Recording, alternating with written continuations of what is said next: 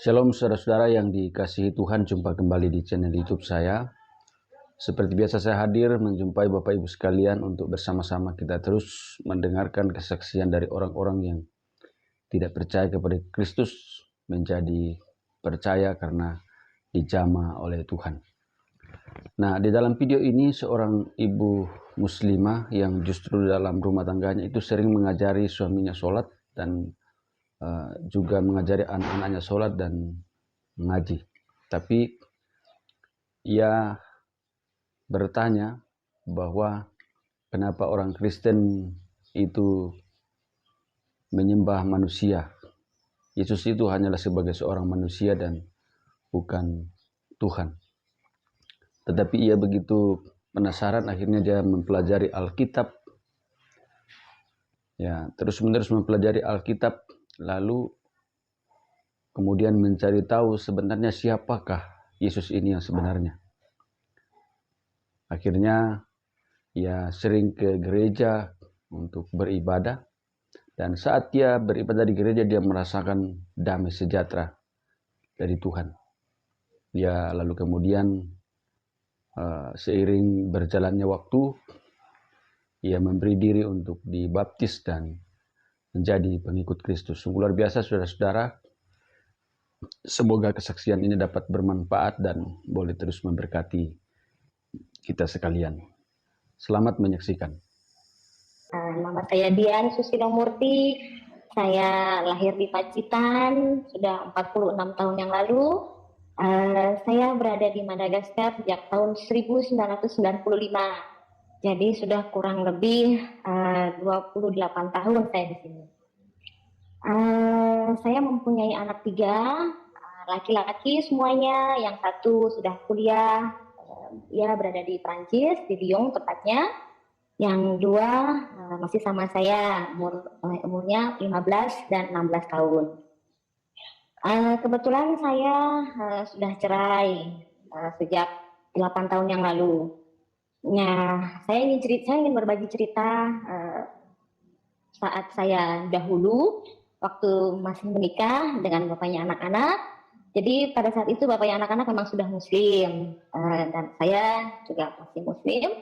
Dan karena dia itu belum bisa membaca Al-Quran, belum bisa sholat, jadi sayalah yang mengajarkan dia sholat, yang ngaji, anak-anak saya juga saya ajarkan semuanya. Sampai kita ada beberapa masalah yang tidak bisa diselesaikan, akhirnya kita bercerai. Jadi sekarang saya hidup bersama 2 anak-anak saya. Yang ingin saya ceritakan di sini mengenai kesaksian saya, yaitu waktu sebenarnya sih sudah sejak kecil saya sudah mengenal apa itu pohon Natal, apa itu gereja ya. Karena Pak D saya kebetulan yang menikah dengan kakaknya ibu saya, beliau Katolik. Jadi setiap saya ke liburan di Surabaya waktu saya kecil, umur 7 tahun, 6 tahun, 7 tahun, saya setiap hari Minggu selalu dibawa ke gereja, dan di rumah itu selalu ada pohon terang dan hadiah-hadiah untuk anak-anak kecil. Tapi saya waktu itu belum mengerti, kok ada pohon terang, kok kita ke gereja, itu saya belum mengerti. Dan setelah itu saya bersama ibu bapak saya yang kebetulan ditugaskan di Belgia pada tahun 83 sampai 89. Karena di sana budaya Barat, banyak orang Kristennya. Jadi di KBRI pun itu ada perayaan Hari Natal, dan saya selalu menyanyikan lagu lagu apa itu? Lagu Malam Kudus. Kita selalu membawa lilin, dan itu yang ikutan itu semua anak-anak dari semua kalangan, dari semua agama. Jadi mau itu kita agama Kristen, agama Islam, Hindu, itu semuanya kita memang diminta untuk berpartisipasi untuk menyanyi. Dan pernah saya juga sempat percaya dengan Sinterklas, karena namanya juga anak-anak ya. Jadi kita tuh disuruh di sekolah itu disuruh nulis mau hadiah Natal apa gitu, dan 2-3 kali Natal itu saya selalu meminta dan menulis sesuatu itu, terus saya umpetin di kamar ibu saya, di kamar bapak saya gitu. Dan kok pas Natal itu, pas buka kado, kok ya hadiahnya kok sama, mirip dengan yang saya minta gitu. Dan itu saya sempat percaya sama Sinterklas.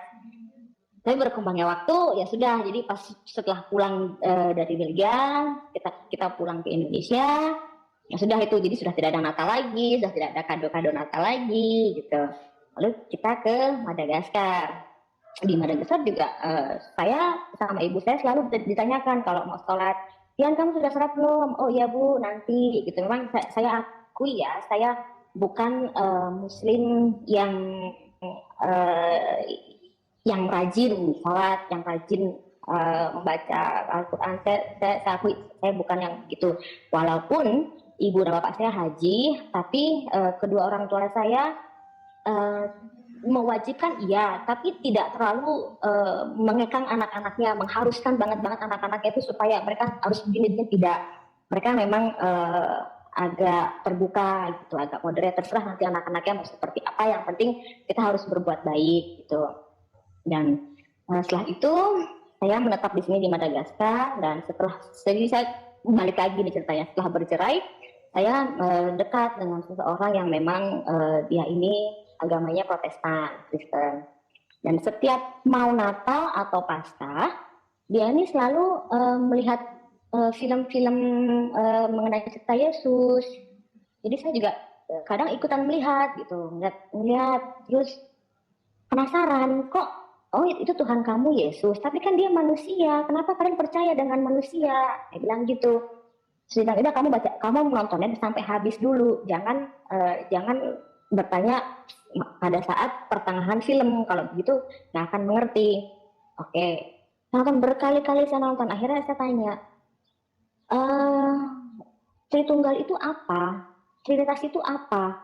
Apakah itu doktrin yang mengharuskan kamu percaya pada itu? Dia bilang, iya, ini memang doktrin, tapi kita ya percaya seperti ini. Oke. Saya tidak tanya siapa Tritunggal itu, tapi saya tanya apa itu Tritunggal, artinya apa? Dia menjelaskan, tapi saya benar-benar bingung gitu. Akhirnya saya mencari, membaca. Dia bilang, kamu kalau ingin tahu lebih jauh mengenai Tuhan Yesus, itu kamu punya telepon kamu bagus, coba kamu cek, coba kamu googling, atau enggak kamu download aja aplikasi Alkitab. Saya download nih aplikasi Alkitab yang bahasa Indonesia dan bahasa Perancis. Dan saya memang sering baca-baca gitu. Dan saya setelah saya membaca-baca, saya jadi banyak pertanyaan mengenai kenapa kalau di Kristen itu Ishak yang anak perjanjian, kenapa kok di Islam itu Ismail yang menjadi keturunannya bangsa-bangsa Muslim, lalu kenapa kok di di Alkitab itu Yesus itu putra Maria, tapi kenapa kok di Al-Quran itu Yesus adalah putra Maryam binti Imran. Imran itu siapa? Saya banyak menanya-nanya. Akhirnya kita pisah, dan dia tetap memberikan saya support dan masukan. Dia bilang, kalau kamu memang ingin lebih mengenal, silahkan kamu baca. Saya tidak bisa memberitahu kamu apa-apa, tapi lebih baik kamu membaca. Kalau kamu ada pertanyaan, kalau saya bisa jawab, akan saya jawab. Oke. Nah, dia pulang ke Indonesia. Saya sering-sering ke gereja, mencari-cari ini gereja yang mana ya. Saya pernah ke gereja yang banyak worshipnya, banyak nyanyinya, banyak sekali nyanyinya. Saya di sana merasa senang karena banyak nyanyi, gitu kan. Tapi pas pasturnya khotbah itu saya nggak ngerti dia ngomong apa, karena pasturnya khotbah itu bahasa Malagas dan bahasa Inggris. Bahasa Inggrisnya cepat, karena saya udah nggak terbiasa lagi dengan bahasa Inggris, jadi agak susah juga untuk saya menangkap gitu. Lalu kalau ke gereja itu juga suka ada perjamuan kudus kan, tapi isinya sirup. Bukan masalah isinya sirup sih sebenarnya, tapi saya bertanya apakah saya berhak untuk mengambil perjamuan kudus itu. Untungnya saya renungkan niat saya, karena memang ternyata kalau belum dibaptis, belum dikonfirmasi, kita tidak berhak. Gitu. Akhirnya saya menemukan gereja, tapi saya hanya memang ingin mencari tahu saja siapa sih Yesus sebenarnya. Gitu. Nah, sebelum saya dibaptis, mungkin hanya 2 kali pertemuan saya dengan pastor. Tiba-tiba tahun 2021 itu saya mimpi. Pertama itu mimpi bertemu dengan bapak saya almarhum. Saya juga kaget. Saya jarang sekali mimpi bertemu dengan bapak saya. Lalu saya doakan beliau. Setelah itu selang 2-3 hari, saya mimpi bertemu dengan seseorang yang berjubah putih, badannya besar, wajahnya ganteng sekali, bersama dengan 12 orang di belakangnya menggunakan baju abu-abu dan coklat muda. Saya dalam mimpi saya itu, saya menghitung itu yang orang di belakang itu ada berapa. Ternyata ada 12 plus 1, dia ini lebih besar, berarti kan ada 13. Saya kebetulan kalau nggak salah 2-3 hari sebelumnya itu sesudahnya itu hari Minggu.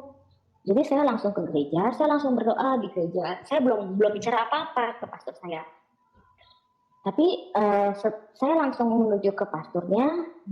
Saya tanya, pastor, apakah saya boleh dibaptis? Dia kaget, dia bilang, oh iya tentu kamu boleh, tapi saya janda pastor dan saya muslim. Dia bilang nggak apa-apa, kita terima siapa aja di sini untuk dibaptis, kata gitu. Oh baiklah, bisanya kapan pastor? Dia bilang kalau sebelum 26 Juni bagaimana? 26 Juni itu hari kemerdekaan Madagaskar. Saya bilang, oh iya bisa, tapi itu 2 minggu lagi. Gimana Dian, kamu siap? Oh iya saya siap, apapun pokoknya saya siap gitu. Oke, tapi sebelumnya kita ada pertemuan khusus ya. Oh iya. Nah setelah pertemuan khusus itu dia menanyakan, kamu yakin mau dibaptis? Saya bilang iya. Kenapa kamu mau dibaptis? Ya saya ceritakan yang tadi itu. Tapi sebenarnya pastor, karena saya tuh bermimpi ada orang yang datang ke saya. Di mimpi saya itu mungkin saya bertemu Yesus beserta murid-muridnya. Ya udah menjawab, ya mungkin kemungkinan besar Dian itu memang dia, karena memang Yesus itu suka datang kepada orang-orang yang memang mencari dia. Lalu saya saya benar-benar terharu, kok bisa saya gitu, karena kan memang saya mencari-cari gitu, tapi kok timingnya itu pas gitu. Akhirnya saya dibaptis tanggal 19 Juni 2021. Pada saat pembaptisan itu pastor saya memberikan saya ayat Yohanes pasal 15 yang bunyinya, bukan kamu yang memilih aku, tetapi akulah yang memilih kamu. Dan aku telah menetapkan kamu supaya kamu pergi dan menghasilkan buah, dan buahmu itu tetap. Supaya apa yang kamu minta kepada Bapa dalam namaku diberikannya kepadamu. Itulah, dan itu saya merasa benar-benar terpanggil dan terharu. Kenapa? Karena saya terharu, karena saya yang dipilih, saya orang yang terpilih. Itu membuat saya benar-benar merasa, saya nangis pada saat itu, benar-benar saya nangis. Lalu acara baptis selesai, ya karena memang hanya pembaptisan, tapi saya belum bisa mendapatkan jawaban kudus karena belum dikonfirmasi. Akhirnya kita diminta belajar, kita katekisasi itu selama 10 bulan. Ya 10 bulan kita ada acara retreat yang benar-benar kita itu harus jauh dari keramaian, dan kita di sana berdoa dan belajar apa itu Kristen, siapa itu Tuhan Yesus. Dan saya juga baru tahu ternyata Tuhan Yesus bukan dia datang ke bumi bukan untuk membawa agama, tapi untuk membawa kasih, untuk membawa kesejahteraan. Itu yang saya baru tahu. Dari dulu saya pikir, oh dia datang itu membawa Injil, ini loh ajaran saya. Ternyata bukan begitu. Itu saya baru tahu. Lalu selama 10 bulan itu kita memang benar-benar menguliti Injil, dan ada kesempatan di mana kita pada saat itu berbagi mengenai agama lain, dan saat itu saya juga sempat bangga karena saya bisa menjelaskan apa itu Islam, gitu, apa itu Muslim itu seperti apa, bagaimana ajaran Islam dan apakah perbedaannya. Jadi yang tadi saya sebutkan itu perbedaannya memang ada beberapa, tapi memang itulah yang sudah diyakinkan oleh masing-masing agama, masing-masing kepercayaan. Jadi ya sudahlah, gitu. Itu memang tidak perlu diperdebatkan lagi. Lalu saya pada saat dikonfirmasi itu kita harus membacakan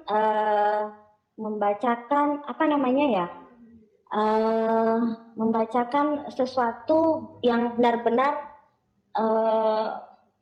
menjadi apa penyebab kita ingin mengikuti Tuhan Yesus. Dan saya waktu itu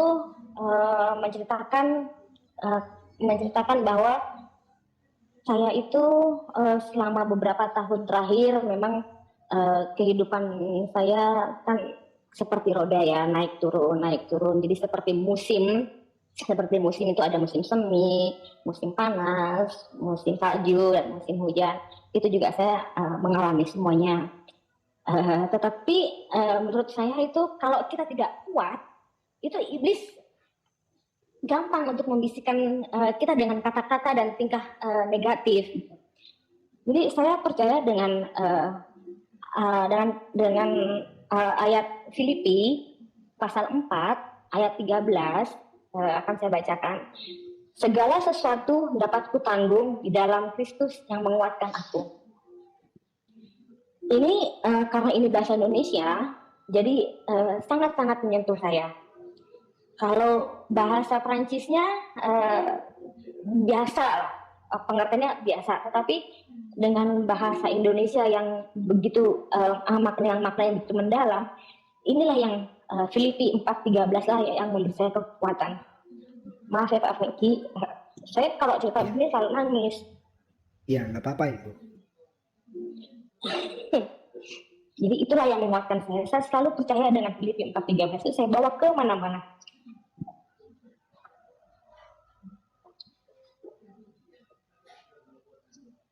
Saya bawa kemana-mana. Dan pada saat setelah selesai konfirmasi, jadi itu acara konfirmasi dengan beberapa kawan saya juga, kita dipersilahkan untuk mengikuti perjamuan kudus. Saya di situ juga bangga. Oh, akhirnya saya bisa mengikuti perjamuan kudus. Akhirnya saya bisa diundang untuk mengikuti perjamuan kudus ini, gitu. Itu juga yang saya tunggu-tunggu selama setahun. Seperti apa sih nikmatnya diundang pada acara perjamuan kudus? Benar-benar kudus. Waktu gelar pertama saya itu juga saya menangis. Bisa dilihat di fotonya itu, saya juga terharu di situ.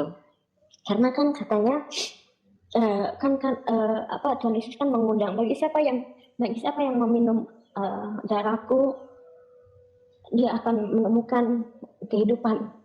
Bagi siapa yang memakan dagingku, maaf Pak,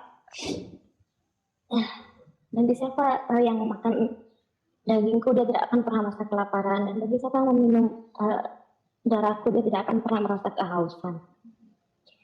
Dan itu juga saya selama ini dengan membaca Alkitab, saya tidak merasakan kehausan, karena firman-firman Tuhanlah yang memberi saya kehidupan. Lalu tidak selang 1 bulan setelah saya konfirmasi, tiba-tiba pastor memanggil ada lowongan untuk pengajar sekolah minggu, katanya. waktu panggilan pertama tidak saya gubris, saya pikir sekolah minggu ngajar anak-anak kecil apa nggak repot gitu ya. Tapi panggilan kedua di minggu berikutnya, kok belum ada yang daftar ya? Kenapa belum ada yang daftar gitu? Akhirnya saya beranikan, yang pasti saya mau deh ngajar anak-anak, karena saya pikir lagi memang saya juga masih punya PR. Saya masih punya PR-nya apa? Anak-anak saya belum menjadi pengikut Tuhan Yesus. Saya ingin belajar untuk saya ingin belajar untuk mengajari anak-anak saya nanti, seperti itulah. Cuman mungkin kalau anak-anak yang di bawah 12 tahun mungkin saya lihat selama ini lebih mudah karena mereka juga dibawa ke gereja juga oleh orang tuanya setiap minggu. Nah, tapi kalau anak-anak saya ini agak susah memang karena mereka masih punya pengaruh dari bapaknya, dan kemudian juga waktu juga saya kan juga sempat mengajari mereka, dan sampai saat ini ya mereka masih percaya dengan Islam. Ya sudah, saya mungkin biarkan dulu itu, mungkin dengan waktu berlalu mudah-mudahan Tuhan Yesus dapat memanggil mereka juga untuk menjadi pengikutnya, sehingga suatu saat nanti jika kita makan bersama, itu doanya bisa sama.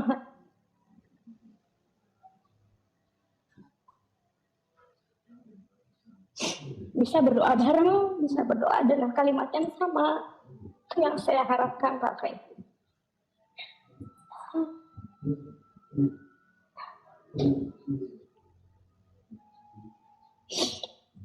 Nah, jadi setelah saya mengajar sekolah minggu selama beberapa bulan ini, saya merasa saya enak di mana, di komunitas ini. Saya semakin mengenal anak-anak kecil, semakin belajar juga bagaimana cara mengajarkan firman Tuhan kepada anak-anak kecil. Kebetulan saya mengajar untuk yang anak-anak yang anak-anak lahir di usia 2011, berarti sekarang mereka itu 12 tahun. Ya, kebanyakan sih kalau laki-laki, anak-anak laki-lakinya itu di sini pada berisik, pada cerewet gitu kan. Tapi itulah kenikmatan kami sendiri, karena di situ kami bisa para pengajar ini bisa memberikan sedikit pengetahuan kami kepada anak-anak gitu, supaya anak-anak juga nanti bisa hidup dengan firman Tuhan.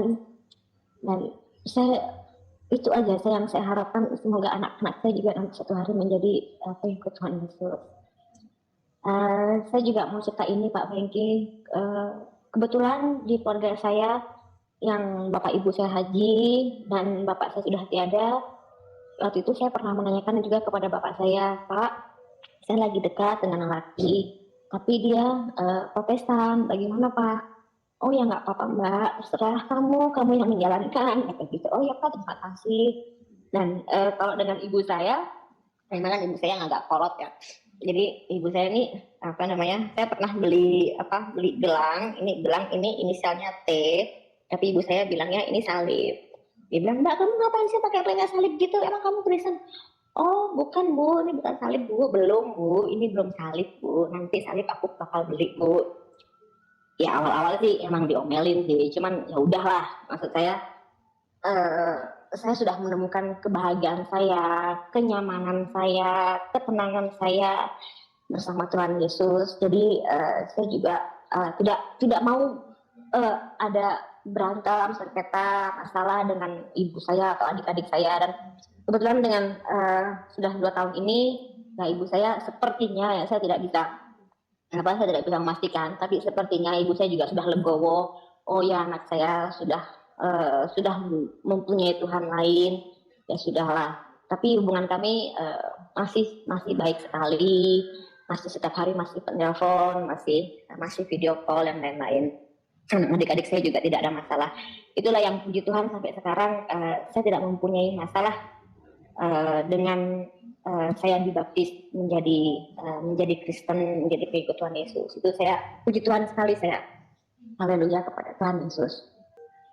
Itu aja. Jadi sekarang sehari-hari saya juga selalu saya mulai dengan berdoa pada saat saya bangun tidur dan sebelum tidur juga selalu berdoa. Enaknya itu menjadi Kristen itu kita bisa berdoa setiap saat dimanapun kita berada, tidak perlu ruang, tidak perlu waktu.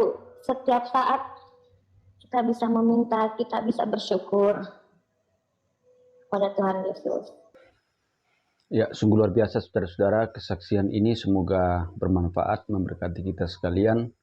Ada banyak pelajaran-pelajaran rohani bisa kita petik di sana, sehingga kita semakin semangat, semakin kuat, semakin bertumbuh dalam iman kepada Yesus Kristus. Jangan lupa untuk terus mendukung channel ini dengan cara like, subscribe, dan share, supaya saudara terus mendapat notifikasi video-video terbaru dari saya, dan terlebih channel ini akan terus berkembang ke depan dan menjadi saluran berkat bagi banyak orang. Tuhan Yesus memberkati saudara-saudara sekalian.